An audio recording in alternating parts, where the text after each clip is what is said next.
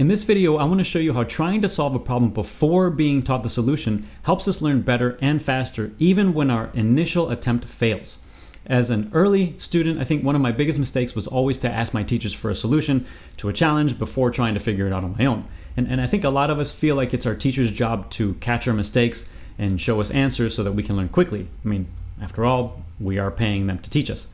But the truth is that, according to science, we can learn much better from our teachers and much faster if we try to figure out solutions to problems before asking them for help.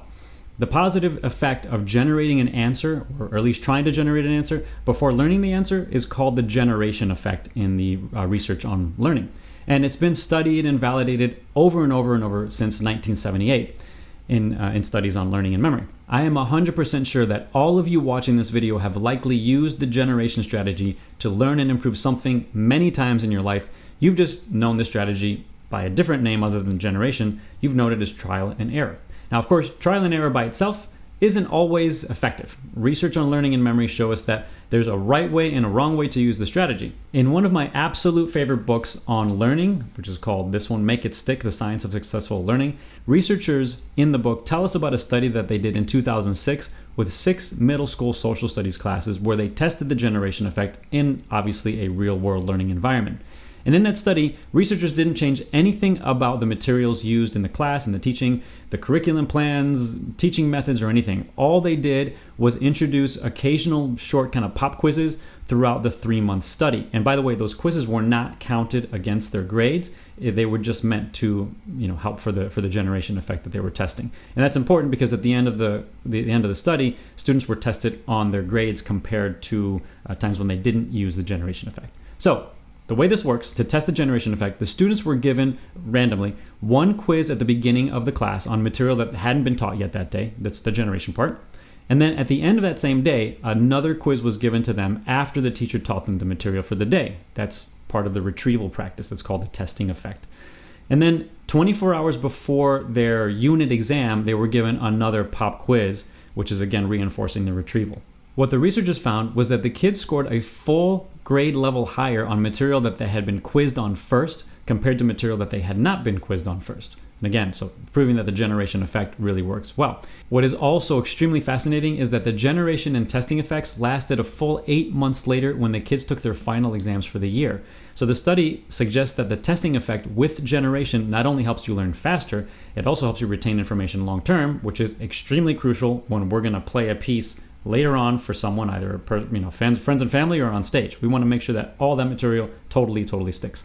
Now, all of this sounds great, but how well does all of this generation stuff work when learning to play or learning to improve a musical instrument?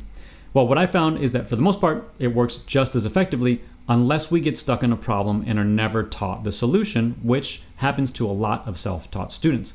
If we don't have enough background knowledge, then the generation strategy becomes counterproductive if it goes on for too long. The unlearning process was really frustrating for me, and often I felt like I just had wasted a lot of time. And that's the main reason I focused my master's thesis on expert practice strategies. In my case, it was specific to flamenco guitar, but it's generalizable to every kind of music. And that's also one of the reasons I created my Spanish guitar mastery program. The point of my program is to help students learn how to use effective practice strategies like generation, like retrieval practice, etc., in order to improve at classical or flamenco guitar while receiving feedback, just like an athlete would from a coach, 5 days a week to make sure that you're improving as quickly and effectively as possible. If you're interested in that, make sure to check out the link in the description below. I am offering a 22% discount now only for the next 13 students who sign up, so make sure to check out the link as soon as possible before all the spots fill up.